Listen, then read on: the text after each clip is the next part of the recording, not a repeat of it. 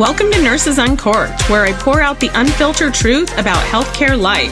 I'm your host, Nurse Erica, serving up real talk straight from the front lines to your ears. Each episode, I'm uncorking conversations that matter to nurses everywhere, from the hilarious to the heartbreaking, the inspiring to the infuriating.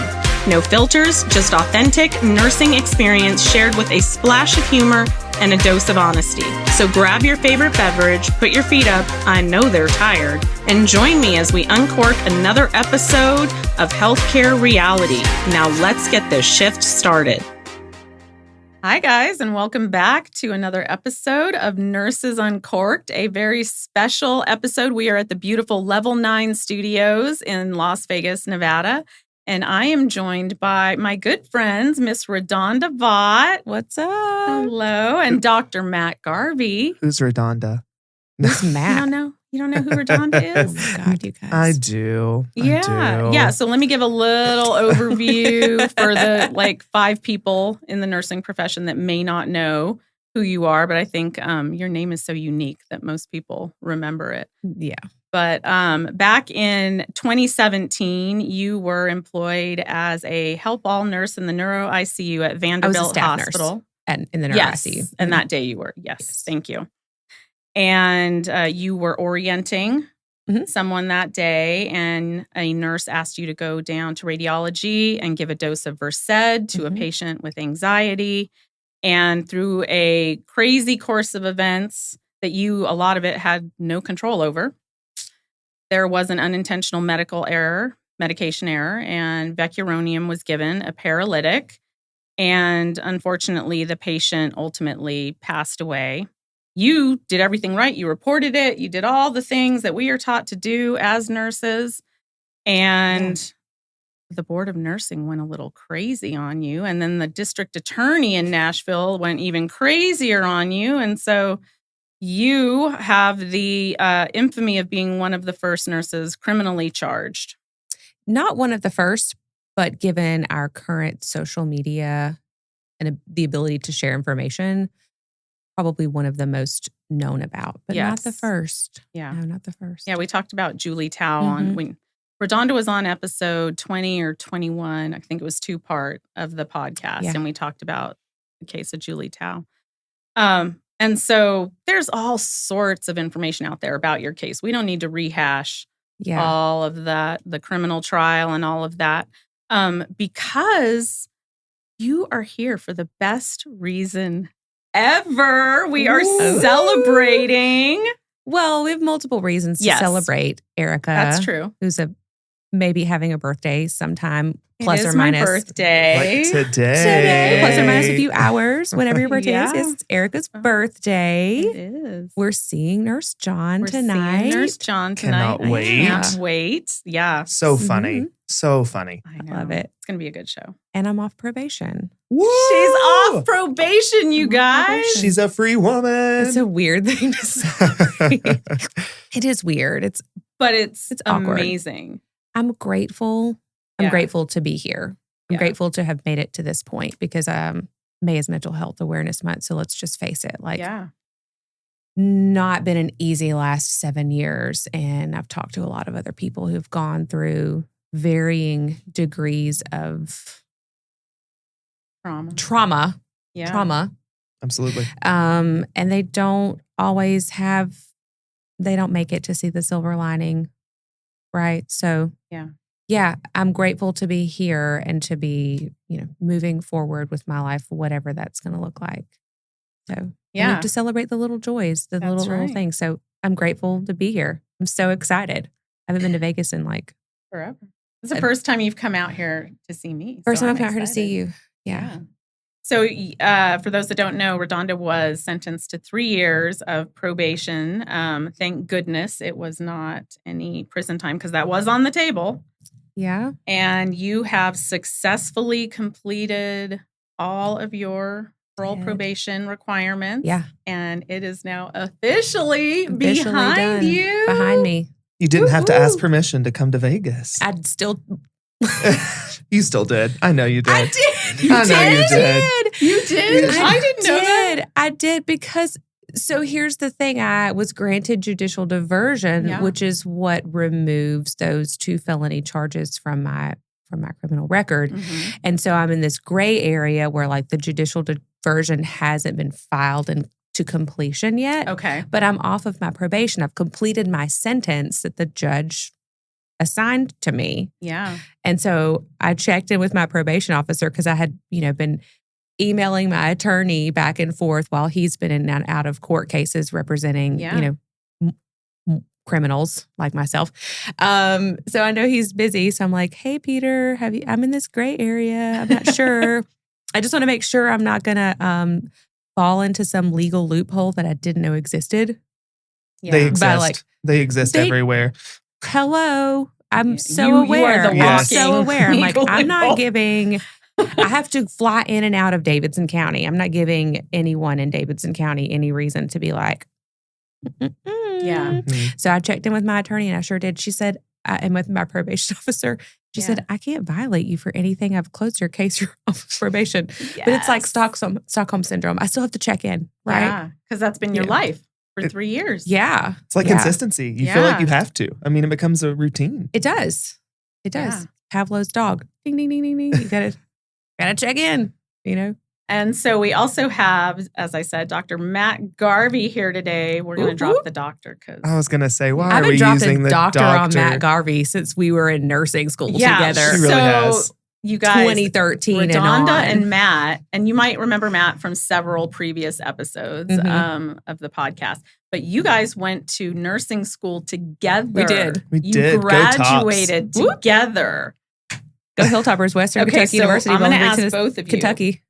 What was RaDonda like in nursing school? Oh, I like this question. Oh, God. Well, I would say that RaDonda and I were both pretty active in nursing school. Yeah. So RaDonda was active in the student organization more than I was because I worked full time. But I think we were both what you would say part of the core group who were the face of the program. If there was an event happening, we were speaking at it. We did sit on opposite sides of the classroom. I know this is hard to believe. RaDonda was in the front row of the classroom. Were you that girl?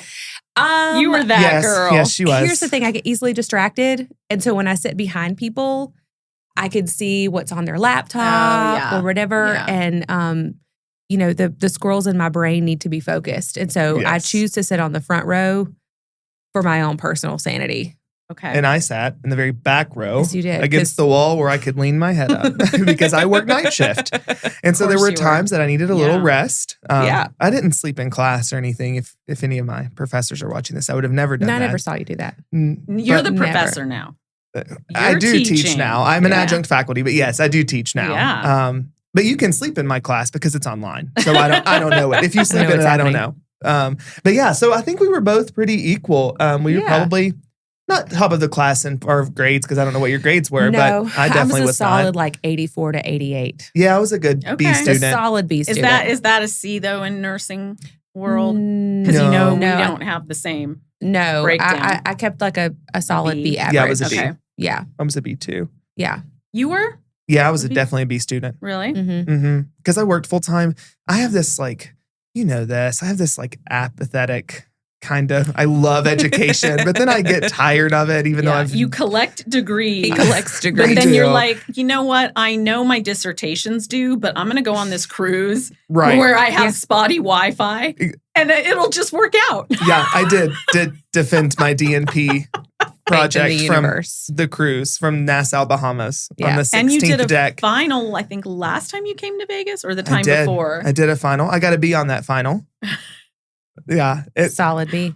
Oh, I don't have anything due this week, though. Actually, I do. I have a case. I'm reviewing a case. I have to review a case. For your LNC. Yeah, for my LNC business and talk to an attorney by Monday. Yeah. So I always like to push it to the line. I do my best work under pressure. It's the ER and ICU nurse in me.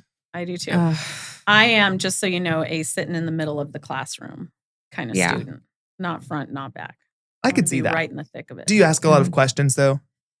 No, I don't see that. Not really. Unless your questions are in an email. Disagree with something, then I'll question something. Never. Yeah. Are you an email? You're not going to raise your hand and draw yourself draw attention to yourself in the middle of class. You're going to be like, I'll do both. I have an email, a question about this. I'll do both. Yeah. I need it to be clear what I need to say. I am about creating my paper trail. So I do a lot of that. Absolutely. Always a paper trail. Yeah. Always. So RaDonda in nursing school, you were both active. Yeah. Both very active. I think we were both, if you would have asked another student, like who's most likely to succeed in this, in the field, they would have said RaDonda and I, and probably about 6 other students. They would have said you. I don't know that they would have said me. They would have said her. She's being humble. I don't see that about myself. I see that about you because listen, like he had already been an EMT for how long when you were in nursing school? Everybody knew it. Like he had, I've had this experience. Listen, I've girl, had this experience. I was gay. I had to fill my time with something. You did. When you try to hide who you are, we all knew it. That's what you got to do. Did you know? Fill with academia. Back then? Did he know back then? Oh, yes. I'm sure that he knew. But you were I was closeted. a terrible actor. Okay. I was closeted. Yeah, I definitely. I didn't come out till I was 23. I'd already graduated. Was true story. Working. Whenever Caitlin told me, I was like, I'm so proud of you. Yeah, everyone was. I had a really good journey. We were so proud of you because we knew it, right? Yeah. We knew who you really were. And not only did we know who you were, you get to know people when you're in the trenches of nursing school. Oh, absolutely. yeah. The good, it's the bad. It's family. It's a true family. Yeah. The good, the bad, the ugly. And so, I mean, you got asked all the time and you're always like, I'm not gay. I have a girlfriend. Of course not. No. Were you defensive? No, never. I wasn't ever defensive. Never. I just was more like smile and pass it off. He was like brush it off. No. Or make jokes about it. Yes, he's very good at that. But you did have a girlfriend for a long time. I did. Yeah, that's my longest running relationship. Yeah. What does that say about my love life? I did. 9 months. You're on to busier things you're focused on. Correct. I am You've definitely been accolades and all letters. the degrees since I then. have. Yeah. But now I'm interesting. You said a little bit. What do you think about me in nursing school? Yeah, I was going to ask you. I thought you were going to do everything. Like you were going to be running the hospital. And he did. And Matthew was going straight to the top. Yeah. He's checking every position along the box. And you saw that even then. Oh, yeah. Yeah, I saw that even then. Keep talking. I like this. I mean, we can keep going. You have followed the path that was very clearly laid out for you. We called him Dr. Garvey, but there was it was like, wasn't just going to be, I'm going to be a provider in that sense. But this was very much, we're going through the chain of command. We're going through the steps of leadership. Yeah. There is a need there to understand the bigger picture and to play a role in that process. And that's exactly what you've done. Aww. I tell you all the time, I'm so proud of you. I love you so much. You all make me so happy. You've done so many amazing things. Have you ever not been in school? No. Since you graduated nursing school? I've sat out a couple semesters. a couple semesters in all these years. I went to a public daycare before I was even school age that was ran by our public school system. We're going back to daycare? Yeah, wow. I've not been out of school since I had just turned 3 years old. I've been in school ever since. MSN, DNP, MBA, and now law school. Yes. 2L. Love it. I'd love it. I tell people I don't necessarily like school. That's not what I love, but I love knowledge. I love learning. I love learning. And truly it's helped me navigate to get to where I've been in my career. I mean, I'm 32 years old. I'm young. Yeah. And I've done a lot of things in my career that most nurses with 20-year, 30-year careers have not done. Yeah. Why do you think that is? Afforded me. Why do you think that is? For when I wasn't scared, I went for them. There you go. That was the huge aspect of it. Lesson in life, guys. Don't go for it. I definitely did. Yeah, definitely did. I came from a small town. My family wasn't rich, raised by a single mother, amazing, amazing, amazing woman who empowers me still to this day. Yeah. And not that she wanted me to do better than she gave to me, because she gave me everything I ever needed or wanted, but she wanted more from me. And, she says all the time, I want you to reach for the stars because I know you can reach those, and then just keep going because you can go further. Did you ever? She must be really proud. I'm sure. I'm really proud to have her as my mother. She's an absolutely amazing woman. So that's the best response. Sweet. Isn't that the best? Yeah, I definitely would not be where I am today without her support. So that's huge. But. Yeah. So when everything went down with RaDonda's case, knowing her, what was your original reaction? It was a gut punch. I had worked at Vanderbilt. I don't think that's a secret that I had worked there. I wasn't there in 2017. I had worked there in end of 2016-ish, Mm-hmm. and then came back and was still doing some PRN. And so not only had RaDonda and I went to nursing school together, but I had worked alongside of her. Yeah, we worked. And you were in float pool, right? I was in the float pool. Yeah. You left your mug in our I did. It's break probably room. still in your break room. Probably still there. Probably I was like, in a locker somewhere. Only one Matthew Garvey I know. There's Yeah. this is your cup. But she was amazing. You know, she still is an amazing nurse. I tell her to this day because she and I have this conversation of, you'll always be a nurse. You're a phenomenal nurse. I worked alongside of you. You could take care of my family any day. And so it was a gut punch, you know. But one of the things I think that gave me hope in all of it and kind of kept me going was she's a fighter, right? Yeah. And not just for herself, but for her patients and patients everywhere. And then also for the nursing profession. And so I knew it was one of those moments where I was like, I would never wish this on anyone, but there's something bigger that's going to come out of this. Yeah. It's not going to. I knew that too. It's not going to just end here. She's going to take it. And if there's any positive side to it, she's going to show that and then use that to further nursing, right? To further the nursing practice, which is what you've done. And I'm glad you guys saw that. I only knew something better had to come because I'm like, this were is in the thick of it. Crappy of a situation for everyone. This is just too crappy of a situation for this to be the end. Like, we're just going to close the book here and everyone loses. That's it. I knew that there had to be something that we could turn this around and find positive forces to use. You know, before I even got to know you, when I was there for your trial, I had so many people reaching out to me that told me they were either patients of yours or had worked with you, and they all described you in the same way that Matt describes you. The patients, like, yeah. Oh no, don't. I'm not gonna cry. Don't do it. If you do, we'll cry because I'm a Then we're all sympathetic gonna crier. cry. Yeah, absolutely. We got to keep makeup on for tonight. I don't have makeup on. Well, I do. I need to put makeup on because it's Nurse John. Oh Lord. But let's talk a little bit about how we met. Yeah. I was thinking about trial, this right? last night because We did. He showed up in this dapper suit. In a what? You looked very handsome in your suit. It was an attorney in the making. Yeah. So I flew to Nashville, didn't know you at all. And you were not on social media, so you didn't know me. Girl, I shut that stuff down. Good. When I had to go turn myself into the TBI, I shut it all down. Yeah. And very smart move.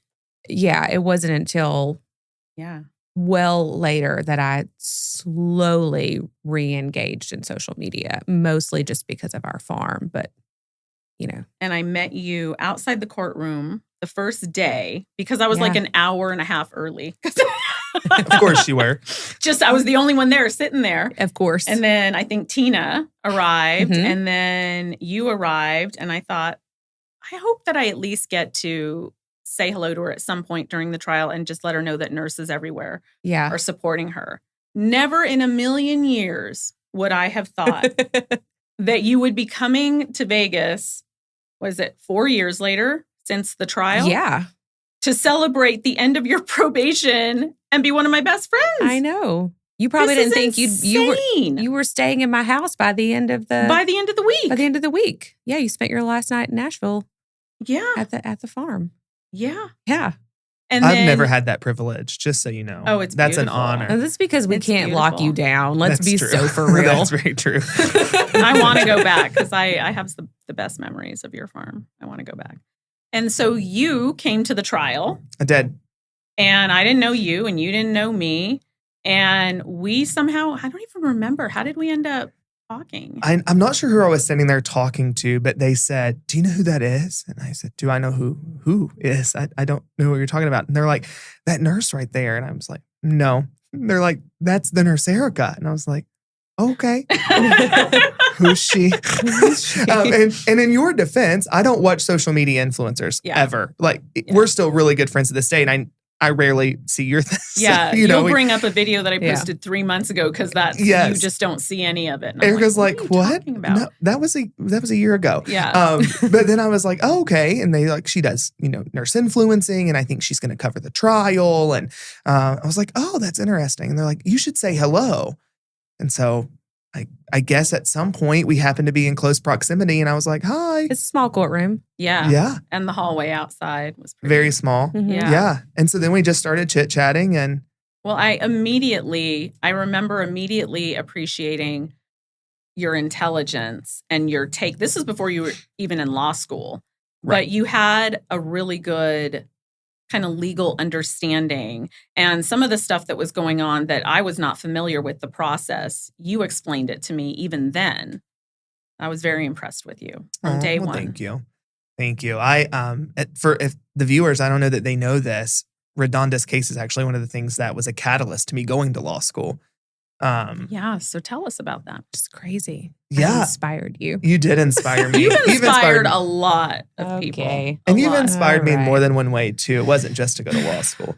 But I saw what she was going through, and there are not enough nurses who also serve as attorneys. Mm-hmm. And so it's difficult, right? This is a criminal case. And so you have to know about criminal law as well. Mm-hmm. But it's a case rooted in a tremendous amount of medical facts. Yeah. And that's incredibly difficult. Yes. Essentially, a lot of RaDonda's case, she helped run. I mean, she was her own paralegal in a lot of that because you have to explain things. You were the nursing expert behind the scenes to explain to the legal experts. I dug through there is not a person involved with this trial, including my attorney, love you, Peter, sorry, that knows that evidence forward and backwards like I know it. How many boxes of evidence do you have at home? So many. Yeah, I have to sage them every once in a while because it's like sage them. I love that. Yeah, man, bring the good holds energy. On to some it holds on to all that negative energy. I'm not kidding you. The whole the guest bedroom upstairs in my house is where all of that stuff is. It's in boxes and backpacks and notebooks. You put me in the room with the evidence? I did. I put you in the room with the evidence. I love it. Sorry. I figured you could handle it. Yeah. You could. You got this. But it really made me think how amazing it would have been if she could have had a defense attorney who was also a nurse. Peter's great, right? Yeah. I'm not discrediting that. Yeah. Right. But just having that background. Yeah. And then I just started talking in the community. At that point, I'd had a business degree. I'd worked clinically. And it really seemed like a next step for me. It was rounding out what I call the trilogy of my MBA and my DNP, and then what comes next.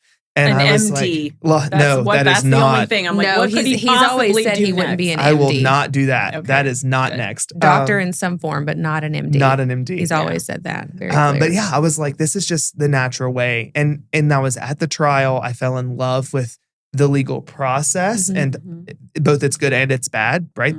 We'll talk about that. There's a lot of bad. Yeah. I fell in love with the legal nurse consulting profession because there was one bad during the trial. And so, enema recipient.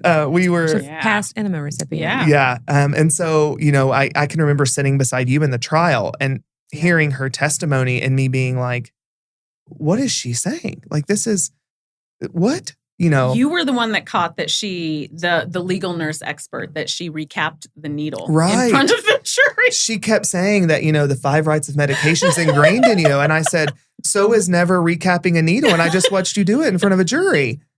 Like, if that's not ingrained and we're holding, RaDonda to the standard that's like attention. And, essentially you're saying she can never mess up. She can never create an error. You just recapped a needle. You could not make. Oh, you couldn't make it up. And I know RaDonda's thing throughout the entire trial, and even to this day, is keep it classy. Absolutely. Keep it classy, but sometimes I'm not so classy. And listen, there's a lot of non-classy things that run through my brain. One of the funniest things to this day, trying not to let it run out of my mouth. Yeah, or on my face, is the meme of the legal nurse expert with it's been 84 years. Yes. Oh, bless her. Bless her heart. Bless her heart. Poor thing. But so we got to know each other. So we did. And then actually, because I don't think you were there every day. You were there a couple of days. I wasn't there the first 2 days. Okay. Yeah. Because I was working. The day of the verdict. Yes. When you left the courtroom, the courthouse with your friends and family. And I think the rest of us were like, that we're nurses. Where do we go from here? What does this? We knew it meant. It means something. Everything has changed. Is it? Yeah. But it was a lot. And so you and I and another nurse, Kelly, actually went to lunch in Nashville and just kind of sat there debriefing like you would after a code or something and talking about the implications of this, right? Yeah. I will never forget that. Yeah. And then you flirted with our waiter. Always flirt with the waiter. Of course I do. You want the waiters, you want the wait staff on your side. Right. Of course. I mean, be nice to them. Just, it's a nice thing to do. He was cute. But yeah, I think we were sitting there, and that's one of the things I recognized too, was that this changes the game. And absolutely. What does it look like? And I think we're just about to get into this, is we're still in the game, right? We still don't exactly know everything that there is to know about what this end game looks like. But I knew that something was different, right? This day changed everything. And what did that look like? And I had some experience. You had a lot more experience than I had. And then the other nurse, I think, was a new graduate. And so we had all three perspectives at the table. That's true. To kind of say, I was talking about what I could foresee, and you were like, well, this is what I've already experienced. And she was scared to death. Oh, yeah. And so of course. that was an interesting conversation, I think, as well, to have the three generations of nurses sitting there talking about, what does this look like? I wish we had almost recorded that for posterity or something. It would have probably been. Yeah, I think my most profound things I ever said were at that table, and you didn't document them. Shit. Oh my God, damn it. And now here we are, 4 years later since the conviction, right? 4 years? Because it was a year later for your. No, it was only 6 weeks later. So it was track. found guilty the end of March of 2022. That's right. And then May was May 13th was the sentencing. Yeah. So we're just a little over 3 years. 3 years later, you're in Vegas celebrating, visiting me. Yeah. We co-hosted a trip for nurses to we Costa went to Costa Rica, Rica, which was, since I was a kid, I've been wanting to go there. Yeah. And I was so excited. It's beautiful. It was beautiful. It was a lot of fun. Yeah. And Matt came with me on my European Christmas market trip last December. I did. And now we are all I cannot believe how the universe has brought us together. I'm a big fan of the universe. Crazy. I know. Yeah. You're very in tune to all the things. I try to be, for so long. Well, and part of that is because for so long I had no control. Yeah. I had no control. And that is a difficult place, I think, for anyone to find themselves in when you realize that you don't have control over this. Yeah. You don't have control over where your life is going. Are you going to go to prison or are you not? Are you going to be a felon or are you not? Are you going to have a license? Are you going to have a job or are you not? I don't know. And so I just had to find some trust that, the universe is going to provide what I need to get through this. And it did. And it's going to provide me an opportunity to make something positive happen or to be a part of something bigger and better. We're not just going to leave it as you fucked up and you died and that's that. Right. That's not okay. Yeah. It's not okay. Something We're not. Has to come from something positive has to come from this. I mean, and I just had to trust. So, it took some time.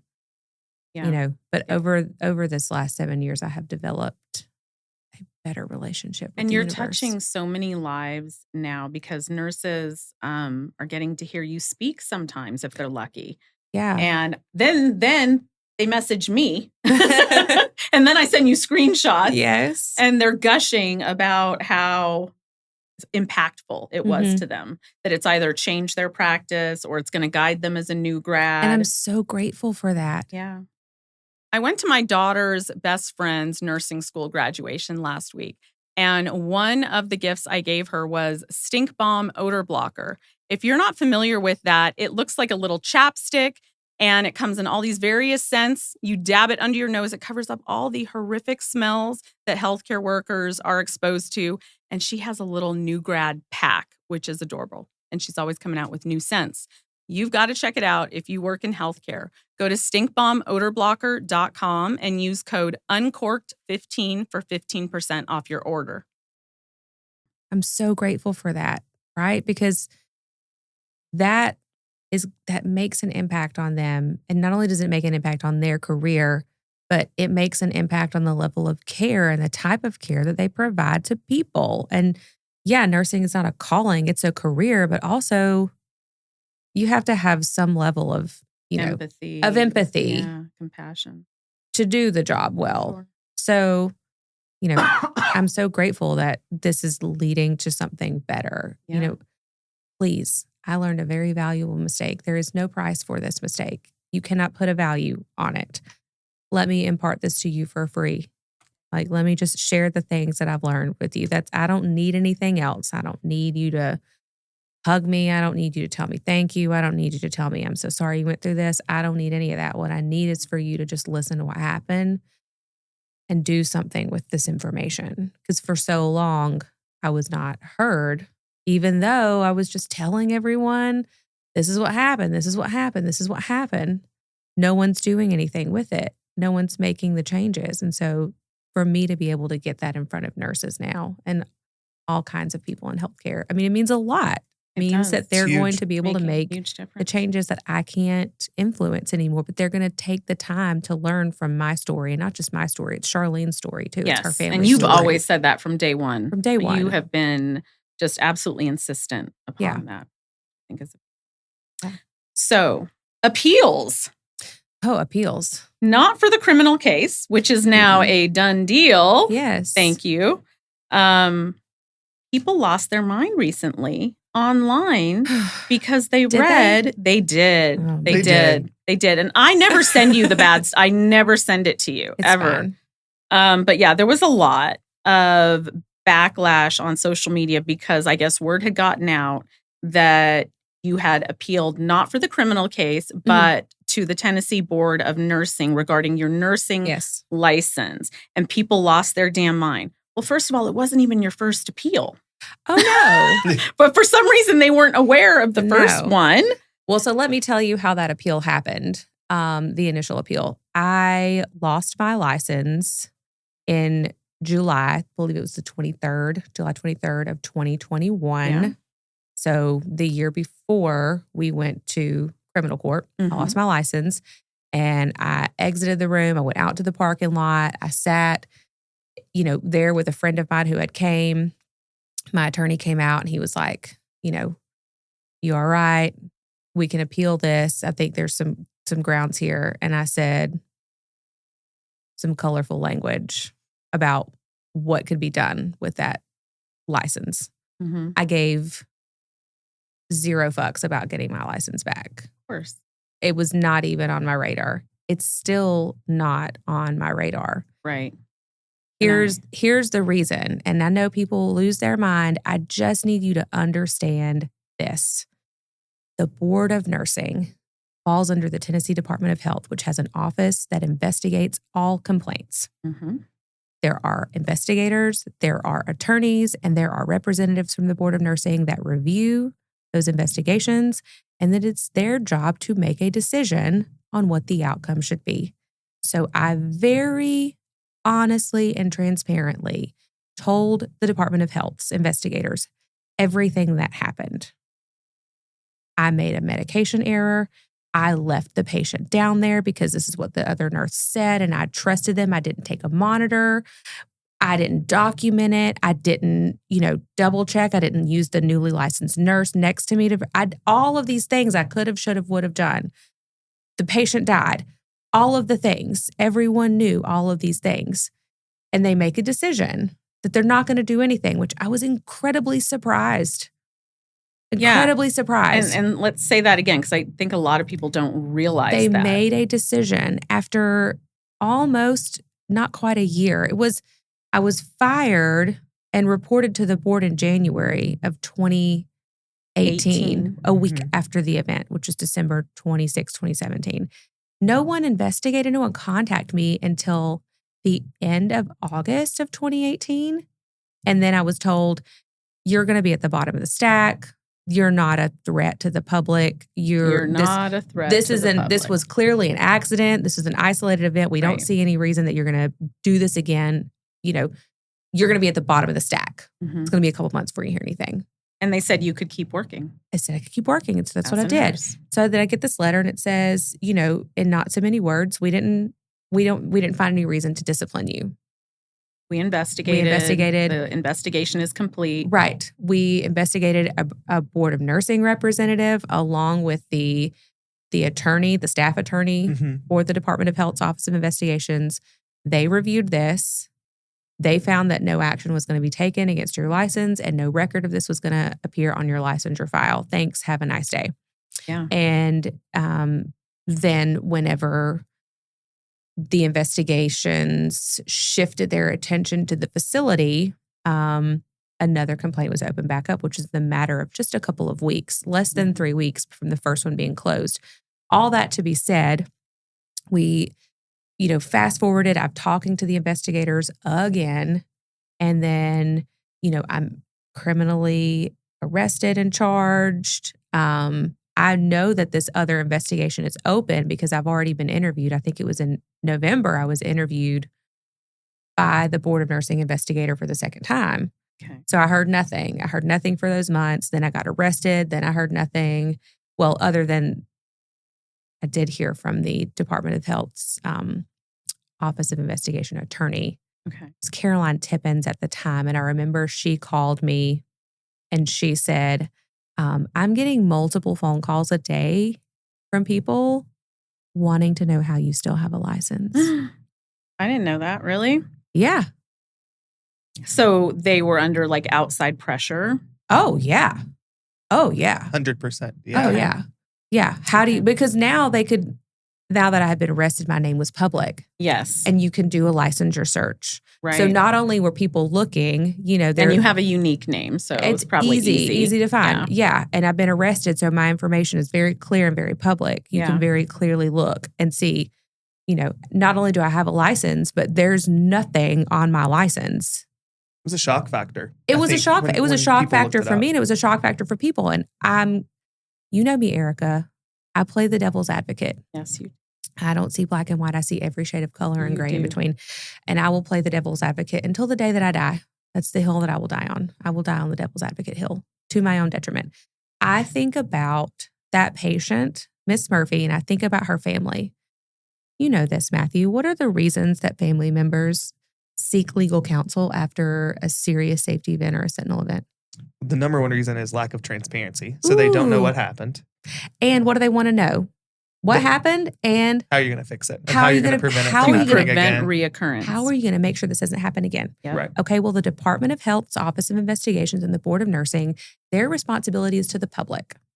It's not to us. And there's this misconception in nursing that the Board of Nursing is just going to be empathetic to you and understand if you have to go before them, they're going to be like, oh, it's nurses. They're going to get it. They're going to understand. That's not their job. Their job is to protect the public. Their job is to protect the public. Their job is to protect the public. Nurses need to understand that. Have to understand this. That's their job. Their job is to protect the public from potentially dangerous nurses. Correct. That is their focus. Correct. It is not to necessarily uplift the nursing profession. Not even necessarily. It's not. Their job is not. Their job is not to support in any way the nursing profession. Their job is to make sure. It's kind of like when you hear HR is not your friend.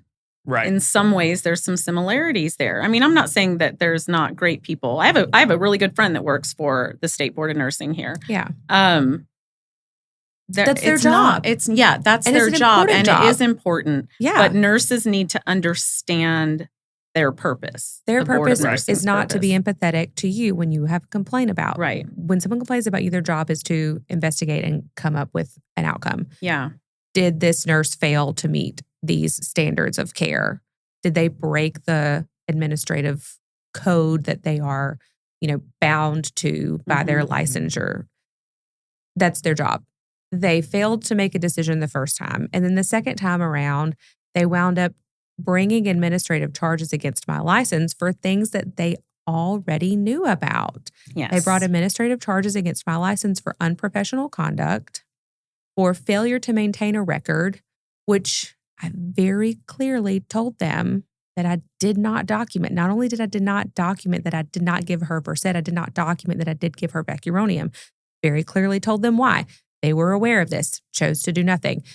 Patient abandonment. You were told not to, right? I was told Epic will catch it. Mm-hmm. Okay. Yeah. Which isn't true, but again, put yourself in my shoes in that moment. Oh, That's the least thing I'm thinking about. Right. So I sent those questions up the chain of command in that moment. And after I left that day, I was literally never back there. That was it. That was the only opportunity that I had in the immediate moments right after I had found out that I had made a horrifying medication error. And you informed everybody. And I informed the providers, your manager, your educator, everybody immediately. Everybody knew. Yes, everybody knew. So the Board of Nursing makes this decision not to do anything, and then they decide to change their mind and bring all these charges against me.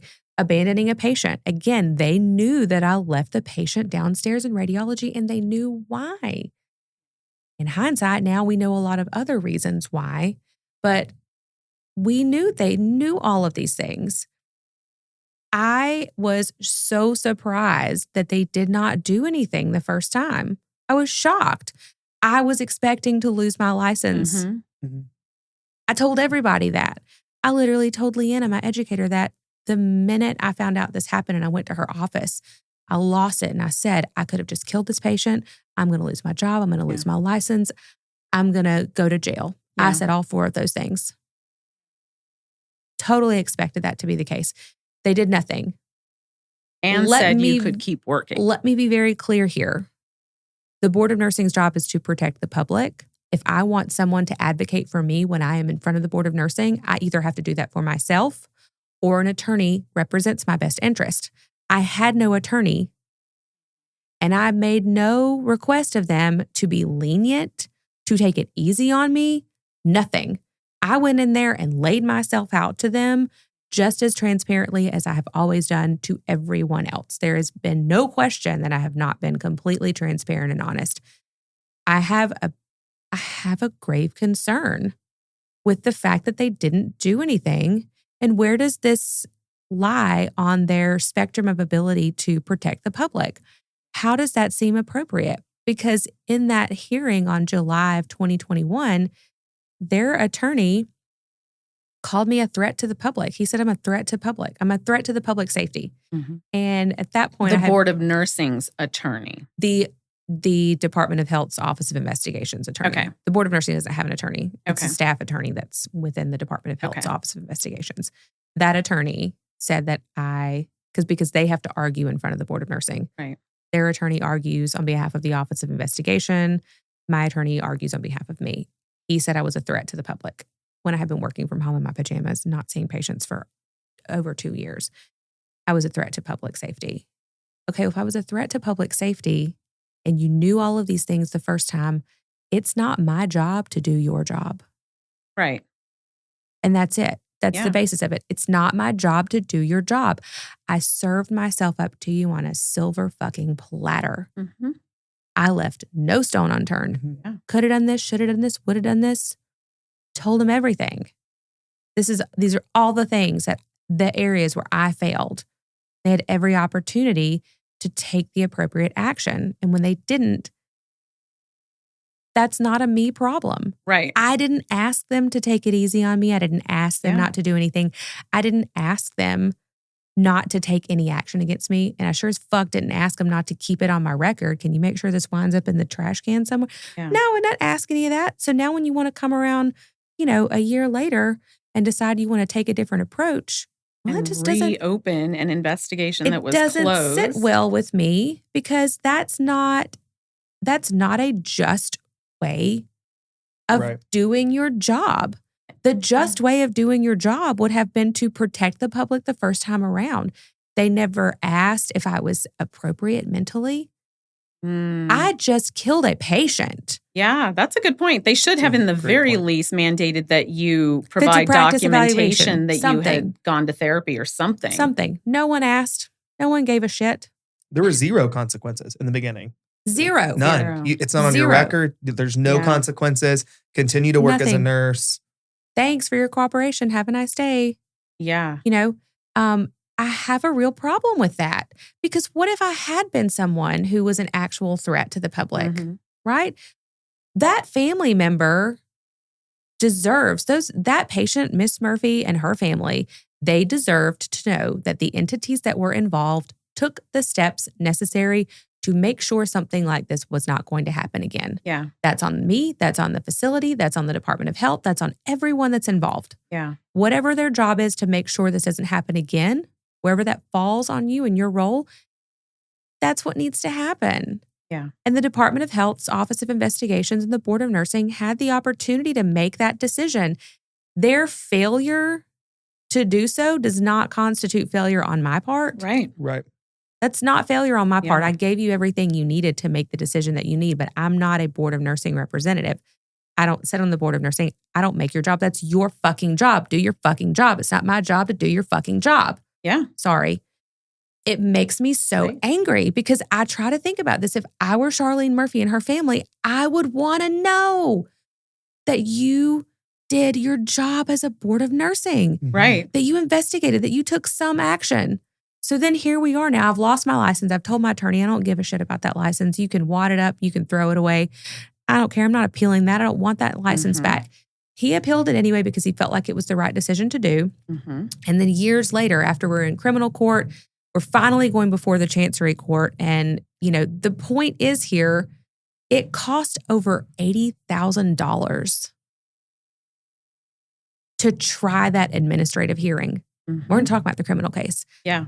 $40,000+ in attorney's fees, and we won't even start on that guy because he was terrible. Oh, no. That's for the attorney. The attorney. That was the administrative attorney who was terrible and wound up not using it all. My criminal attorney wound up, has represented me throughout the remainder of that.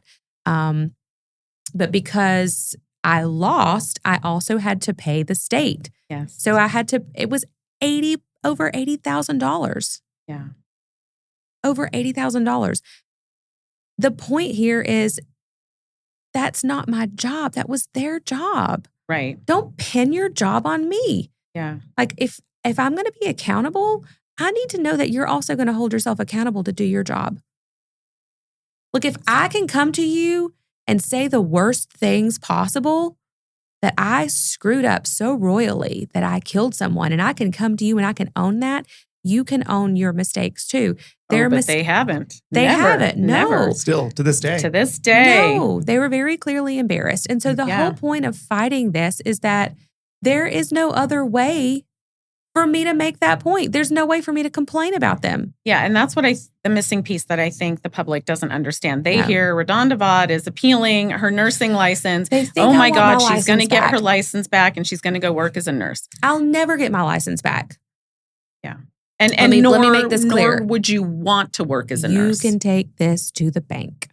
If by some alignment of the universe, my license, I'm going to look you both in the eye and this camera. Both eyes. Both eyes. If I ever am given my license back, if they are ever reinstated, which I don't ever see happening, I will shred that thing up in front of them and I will retire it that second.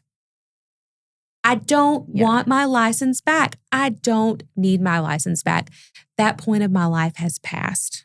The purpose of this is because we need to hold not only ourselves accountable, but if we're going to talk about accountability is only accountability when everyone is accountable. Right. Absolutely. Yeah. Otherwise, it's pin the tail on the donkey. Yeah. Right? Accountability has to be spread evenly like peanut butter and jelly. I need it. Across the board. Okay. Yeah. Everyone needs to be held accountable. Yeah. Me, I held myself accountable. Okay. I held myself accountable. I was open and honest and transparent. And that is all that I can ask of anyone else. I can't knack them for making mistakes. All I can say is that you have an obligation when you realize that something has not been handled correctly to own it. Instead of making excuses and saying, We reopened it based on new information when there was absolutely zero that's exactly new what they said. information There was zero, ever was presented. None. Well, they could do that because I don't have any legal rights to the first investigation. Crazy. So to it this is literally day, my word against theirs. Yeah.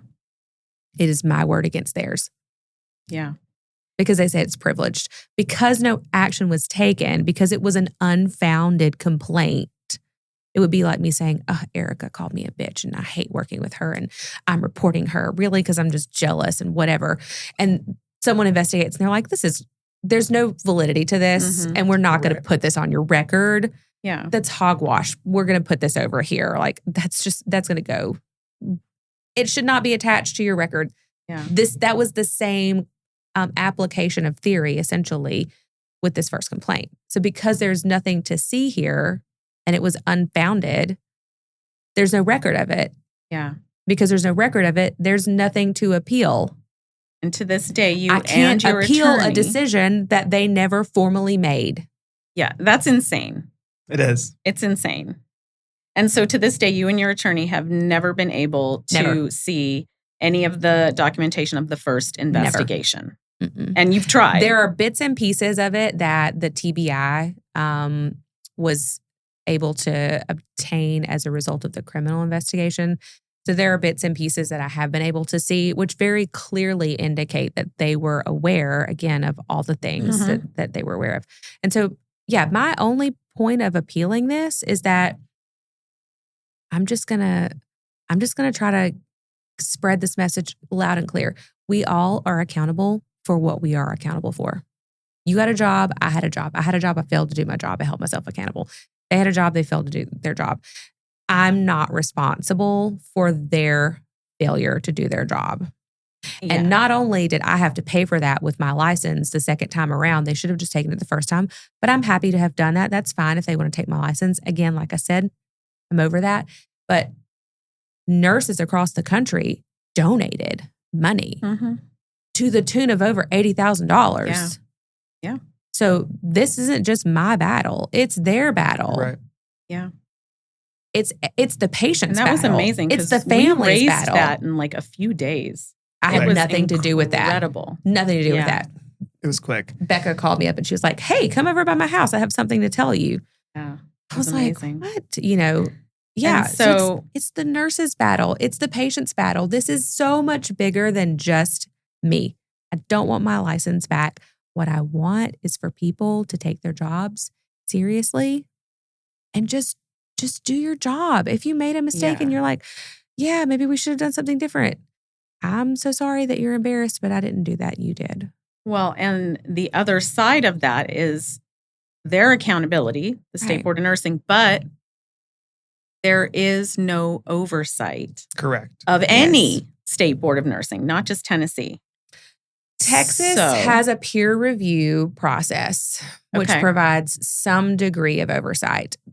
As far as I know, Texas is the only state. And that took a nurse of 20 plus years with a lot of expertise and background, Maggie, to go to her legislative bodies and say, hey, I know you realize you appointed these boards, but do you realize when they make a decision, there's no oversight? And they were like, what? Yeah. No. If they make a decision to take your license when you didn't do anything or to let you have a license when you did kill a patient, you realize there's nothing to do about that. I can complain about you. Do you know where that complaint goes? Humans listening? Where does the complaint go? To the board. To the Board of Nursing. They get to decide if they have done anything wrong and if anything should come of it. It's not a specific area of the Board of Nursing that handles incoming complaints. It's supposed to be, bipartisan to it. No, it's literally just the representatives of the board. Just them. It's just them. Who's going to look at it and go, oh, really, I messed up. I think I fucked up there. Yeah. Let me hold myself accountable for that. No. It's insane. They are like their own little communist society. That is how it functions. Yeah. And, RaDonda and I have talked about, I've had a lot of people who say, whenever you say that it's not a jury by your peers or what have you, that people will say, well, the Board of Nursing are nurses, so they're your peers. But they're your peers who are doing a job. They're not an unbiased jury of your peers. Not at all. They have a mission, and their mission is to protect the public. And so Technically speaking, they should err on the side of the public not on the side of the nurse. And so there has to be that, there isn't. There should be, that unbiased group of individuals who can, even if it's not make the formal decision, make a recommendation to the Board of Nursing. Something. This is what we reviewing these facts after listening to this hearing. This is what we recommend as a board or, as a peer review panel, the consequences should be for this nurse. Can the board go against those and do something completely different? Yes. But I think then there's a little more accountability. But that doesn't exist. But that doesn't exist. What you're describing does not exist. Correct. And so that's the issue, right? There's no one to look over them. That's the issue. So you trying to appeal your license is about holding them accountable. Correct. And letting nurses everywhere know boards of nursing have no oversight. And that is a problem. That is terrifying. We're seeing, you can look at whatever's happening in the political climate and we see the lack of oversight everywhere. Mm-hmm. And people are surprised, like, oh my God, how is there no oversight? This is the way the boards have always operated. Yeah. This is the way the boards of nursing have always operated. And I'm sure other boards are the same way. Yeah. Other health-related boards, they're all the same way. They are all administrative bodies. They don't have oversight. The governor appoints a human being and that's it. Yeah. That human being, they file like an end-of-year report. This is what we've done. I don't even think that's every state that the governor appoints them. I don't know. And I don't know how often. I'm sure it differs. What I do know is that there is no accountability. Yep. There is no oversight. Mm-hmm. If I have to complain about the board because I think that they have failed to do their job, I email the board and say, I think you failed to do your job. Yeah. And that goes...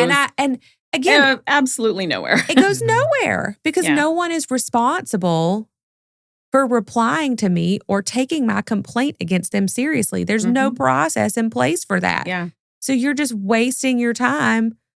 Erica, I think you're stupid. Erica's like, fuck you. Yeah. Then tune off. Delete. That's what, and that. Block. Exactly. Yeah. She quick with that block finger. I am. Right. That's exactly what the board gets to. They have the luxury. They have the luxury of doing that. This is unfounded. And I don't have to tell anyone that they complained about me. They don't. Yeah. They don't have to tell anyone. Yeah. They can just be receiving complaints left and right all day, every day, 24/7, Dre, Snoop, and Devin complaints. No one will know about it. No one will know about it. Nothing will come of it. They are not under any legal obligation to publicly report that information. They are not any. That's it. Yeah. It's just it's just like filling up your DMs with hate mail all day. Delete, block, delete, block, delete, block. That's it. So you had the first appeal. Mm-hmm. And you lost. I lost. Essentially, that one was in front of who? That one was in front of the Chancery Court. It's the first level of administrative law courts after the administrative bodies themselves, the specialized administrative bodies. It goes to the Chancery Court. They ruled against us, and then that decision went to. We appealed that to the Tennessee Court of Appeals. Mm-hmm. That was the second one. That was the second one, which was earlier this year. And then they ruled against us as well. Slightly different language there. That was an interesting one. I got to watch that one remotely. You don't get to testify or anything at any of these. It's just your attorney. Mm-hmm. My attorney gets, 5, 10, 15 minutes. The attorney general for the state gets the same. And then they have like 5 minutes for a rebuttal. And then the judges will, make a ruling on it. And I thought Peter had some interesting points that he was arguing. And I think in the decision, I know, Matt, you read the decision and you understand it way better than I do in legal speak. But they did kind of agree with some components of it. Yeah, definitely. Right? I'm not an attorney. This isn't legal advice for all of the attorneys watching. But in reading it, they did agree and they kind of left it open. So essentially what they said is, her attorney raised 2 legal doctrines, res judicata, and issue preclusion. So claim preclusion, issue preclusion, essentially saying when she got that first letter that said that there was no reason to move forward, that was an adjudicative letter, meaning a decision had been made and therefore they could not relitigate, in a sense, that decision on the same facts because it had already been litigated, it had been investigated, it had been tried, even though there was not a hearing. So essentially, when it got to that second appeal, the appeals court said, we're not saying you're wrong. that those two doctrines don't apply. We're just saying that on a technicality, you didn't raise them at the right time. And because you didn't raise them at the chancellery court level at the right time, we now can't, you're not given the opportunity to raise them now. But it left the door wide open for a nurse who is in this situation where they've got a letter from the board, they appeal that, the board denies their appeal, to challenge that on that. That's interesting. On that appeal. So it wasn't like they were saying we can't. They essentially said we're not going to decide it at this time because you didn't raise it at the right time. Yeah. So now we're going to go to the Tennessee Supreme Court. So and the that Tennessee was just Supreme filed Court recently. Just filed this week, I think, actually. And then, of course, the Attorney General will have the time to come back and they'll respond to that. And then the Supreme Court will decide whether or not they hear it or not. They don't take every case. So it's not even a definite. It's not a definite, no. But my attorney said, I think that there's enough questionability in here. Like you explained, maybe we didn't raise these issues at the right time. But there's definitely an issue. There's definitely an issue here. And so. And Supreme Courts typically take novel areas of the law. Like that's their goal, right? Is they want to settle disputes so that courts below them who answer to them can use that moving forward. As a precedent. As a precedent, correct. And it's binding. If the Supreme Court makes the decision, then every court below that has to abide by their decision. And this is a very novel. I mean, Erica saw, whenever Erica and I were talking about it, I got excited because I'm like, this is so novel, right? We've never treated a letter of this sort as an adjudicative proceeding. Even though the language within it would be a precedent. Looks like it's an adjudicative decision. When you talk about language within it, there were two letters written. One letter was written to me and one letter was written to the facility. Right. Because they were the ones that initiated the complaint. And when you talk about language, the way the Attorney General said, well, it's not this quasi-judicial decision because of the way the language was stated.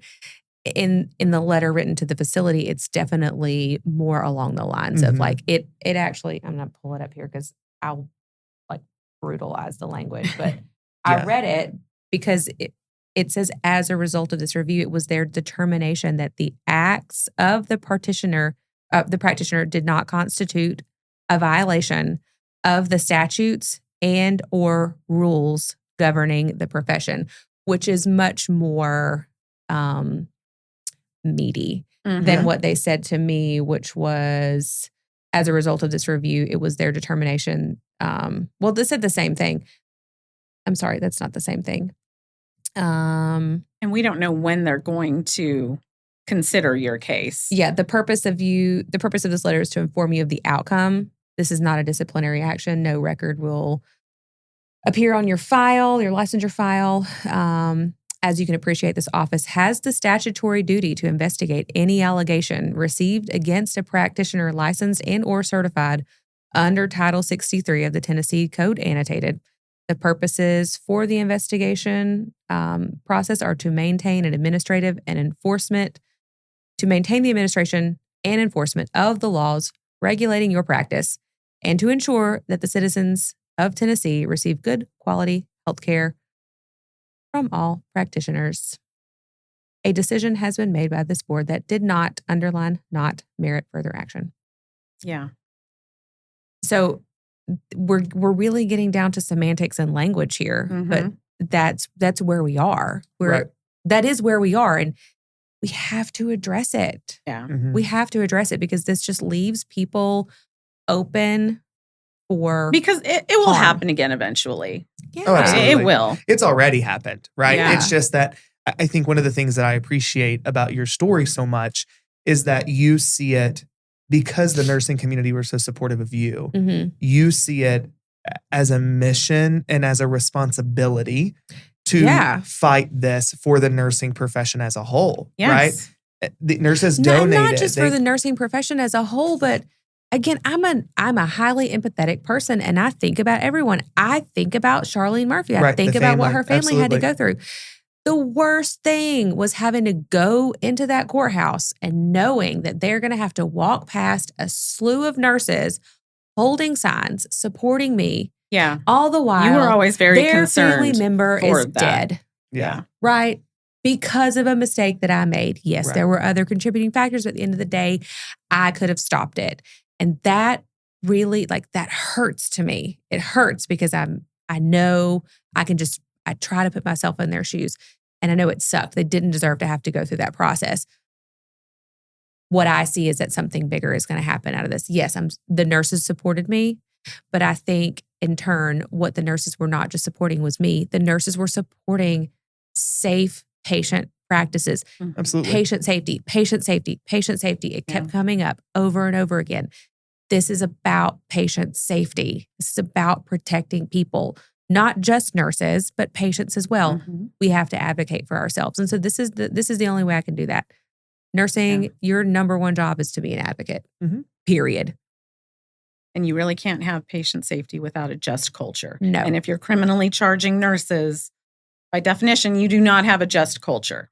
Well, it's the district attorney's job to determine that. So we can't say that falls on, Yes, we The facilities definitely have a big shoes to fill when it comes to showing their employees that we are a just culture environment and that we are going to take that responsibility very seriously. Like I told you at the beginning, no one wins.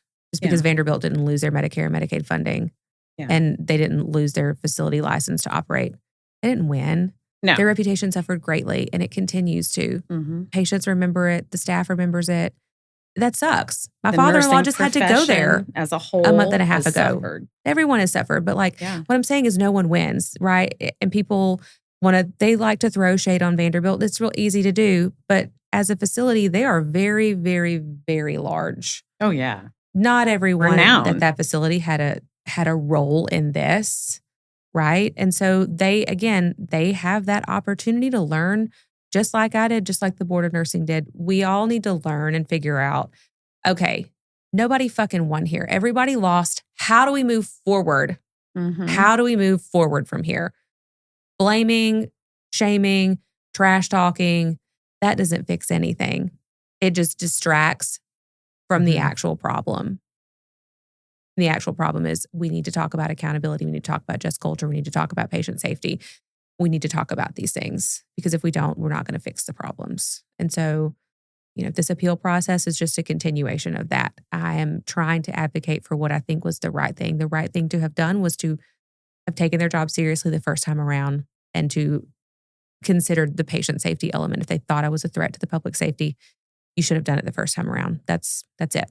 So this is where we are here. Thank you for fighting this appeal for the greater good for nurses everywhere and for raising awareness, because I think the vast majority of nurses have no idea how boards of nursing operate absolutely. And their lack of accountability. No clue. No, we got enough things on our plate. Yeah. Nurses have enough things on their plate. They don't know about these things until it's too late. Yeah. It's always too late. It was too late for me. My number one advice for any nurse who's going before a board of nursing is get a lawyer. Get a lawyer, please. Get a lawyer. God, it is it is a legal proceeding. It is just a different type of law. It's not a criminal proceeding or a civil, but it is a regulatory. It is an administrative proceeding, and it is a legal proceeding. And essentially, your livelihood, your license, your livelihood, your ability to feed your family and keep the lights on in your home is at stake. So get an attorney, know that you have rights, and know that, again, the Board of Nursing is not there to protect your rights. They're there to protect the public. And they're going to do that at all cost. And in some regards, that's a great thing for the public, right? There just has to be oversight. And one of the ways that you, in a system that has no oversight, one of the ways you can hold them accountable is to get an attorney who can be an advate for you and knows from those the legal get-go. rights. Yep. From Don't find yourself outset. in this position where you're having to go back and fight something that had already been done. From the moment you get a letter that you're being investigated, call an attorney. And get liability insurance ahead of time. That includes Board of Nursing coverage. Yeah. You did not have. No, I did not. Insurance. I will say this. This is my last spew when it talks about getting an attorney. Number one, just because you get an attorney does not mean you are guilty. I don't care what. No, Correct. I don't care what TMZ says. No. We all know, when we look at people that are in the news, we're like, straight to your attorney. Guilty. No, that means you're protecting yourself. But the biggest thing this is how I translate it to nurses. When you're taking care of a patient and they come into your facility and English is not their primary language, what do you do? And a translator. Yeah. Not just anyone, not a family member, right? When they speak the language and the medical language, right? Yeah. Okay, so they need to be fact checked, certified to do that job, right? Mm-hmm. They speak the language, whether it's Farsi, whether it's Spanish, whether it's French, whatever. This is the reason you get an attorney. You don't speak the language of the law. That's true. As a nurse, you don't speak the language of the law. And it is a foreign language. It is a foreign language. You don't speak that language. You need someone who speaks that language for you. You speak nursing. Mm-hmm. Okay? This is an administrative law proceeding. They speak law, legal stuff. You don't speak that. You have to have an attorney. Yeah. Have to have an attorney. Protect yourself. Right? That's all you can do. When you find yourself there, all you can do is try to protect yourself. Thank you both. Yeah. For coming to Vegas and visiting me and for coming on the podcast again, both of you. Repeat. I'm excited. I can't believe we all made it here together. I know. I was at the airport 3 times yesterday. Ooh, it was a long day. Insane. Yeah. Yes, but I'm glad to be here. Mm-hmm. I think we need an Enema of the Week award to wrap things up. Enema of the Week. Yeah, that's right. Who's it going to this week, Erica? Well, it's being brought to you by Happy Bum Co., a leader in at-home enema solutions. And people are saying that they absolutely love the privacy, convenience, and instant gut relief that they get from bloating and constipation and period cramps. And we all know nurses suffer from more than our fair share of GI and GU issues with our working conditions, no breaks, no water, no bathroom breaks. We don't eat for 12 hours. So, if you suffer from any of these GI issues, check out Happy Bum Co. And you can go to happybumco.com and use code Nurses Uncorked for 15% off your first bundle. Go clean yourself out. So, the Enema of the Week award goes to, I don't even know her name, but if you are on social media, I know you saw it. I did. Recently, you have seen a nurse that shockingly was live streaming from work, had the phone propped on the med cart. She was actively in the middle of med pass, live streaming on TikTok. You can hear her talking to patients. A patient name is said at one point. This goes on for many, many, many minutes. And she has a med error on the live involving a lidocaine patch, not a serious, but still, it was nuts. And everyone in the comments is telling her, this is a HIPAA violation. Get off. You're going to lose your license. Stop. And please stop. Yeah, hard stop. Why did you ever hit play? Mm-hmm. Why did you ever start it? Yeah. And she adamantly, aggressively doubled down. It's embarrassing. She's got to be embarrassed now. Oh, man. And said, no, it's not. I'm not doing anything wrong. Relax. Take a seat. It's not a HIPAA violation. What are y'all talking about? Like, she doubled down. Girl. Okay. Baby girl. Baby girl. Baby girl. You're 55 people watching. We're just trying to help you out. Yeah. And you did not listen. I'm so sorry, but that was not. And I think she's absolutely going to be reported to the Board of Nursing. I don't think she'll lose her license, but some kind of discipline. They'll be disciplined, yeah. For sure. Yeah. And even for the patient privacy aspect of that. Yes. The privacy aspect of it, live streaming at work against social media policies, making theft a med of company error. time. I think she was terminated already. Let's talk about being distracted. Yes. Yeah. The whole safety. Yeah, it's huge. Listen, being distracted, I'm here to tell you it happens. And that's something we have to try to protect ourselves against. Yeah. But putting your phone right there and paying attention to the comments while you're trying to scrolling while you're over here popping the bubble. My advice would be whenever the disciplinary action comes, that she should call a lawyer. She could call an attorney to represent her. She probably is going to need one. Yes. And honestly, I think this is going to sound maybe a little bit of an overreaction. I think she needs to apologize to the nursing profession as a whole because we do not need this out there. The public already is vilifying us. They're Yes. still talking about people dancing in TikToks 5 years ago at the Mhm. beginning of COVID. Mhm. They still haven't gotten past that. She is making the entire profession look incompetent. Yeah. Mhm. We don't need that right now. It's not a good look on nursing. Nursing not. is, we are going through a big, like, I feel like we're going through a changing, Yeah. the nursing. Where is Magic 8 Ball? Where are we going to wind up in the future? It's the future of nursing feels very uncertain right now. It does. And this is not look, it doesn't look good on her. It doesn't look good on the profession. It doesn't look good for the organization. That's just not a very smart thing to do. You got a job to do, man. Like, come on, take it fucking seriously. Yeah. Right? Take Yeah, it seriously. Absolutely. So this week's Enema of the Week award goes to TikTok that Live nurse. nurse. TikTok Live nurse. TikTok Wow. Live for the Med Pass. All right, guys. Until next time on the next Nurses Uncorked. See ya. Bye.